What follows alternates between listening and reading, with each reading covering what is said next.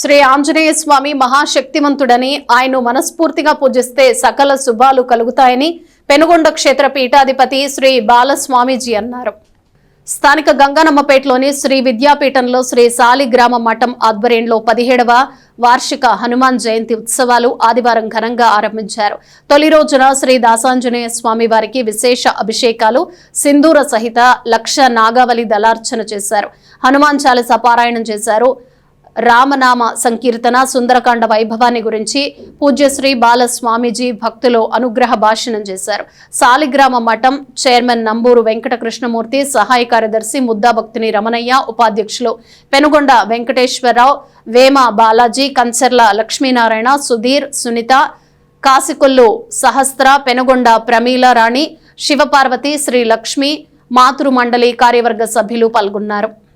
ఈ సంవత్సరము హనుమాన్ జయంతి మహోత్సవ కార్యక్రమాల్ని శ్రీ విద్యాపీఠం శాలిగ్రామ మఠం సంయుక్త ఆధ్వర్యంలో విశేషంగా 17వ సంవత్సరాన్ని పురస్కరించుకొని 18వ సంవత్సరంలోకి అడుగుపెట్టడం జరిగింది.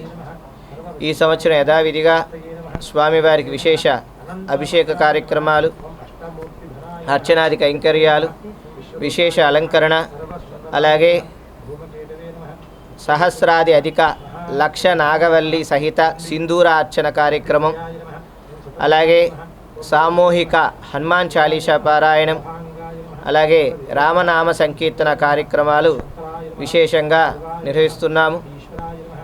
పరమాత్ముడు విశేషమైన దివ్యకృపను ప్రసాదింపజేయాలని, అందరికీ శారీరక సంపూర్ణమైన ఆరోగ్యాన్ని ప్రసాదింపజేయాలని, మానసిక ఆందోళన, భయము ఎవరికైతే కలుగుతుందో, ఎవరికైతే అధైర్యం ఉంటుందో వారికి చక్కటి ధైర్యాన్ని కలిగించాలని, చక్కటి విద్యని ప్రసాదింప చేయాలని హనుమంత స్వామి వారికి అత్యంత ప్రీతికరమైన తమలపాకులతో ఈరోజు విశేషమైన అర్చనాది కైంకర్యాలు భక్తులు వారి యొక్క స్వహస్తాలతోనే నిర్వహించుకుంటున్నారు. ఈరోజు బాలస్వామీజీ గారి విద్యాపీఠంలో మేము హనుమాన్ చాలీసా 11 సార్లు పారాయణం చేయడానికి వచ్చాము. ఈ అదృష్టాన్ని మాకు కలుగజేశారు స్వామీజీ.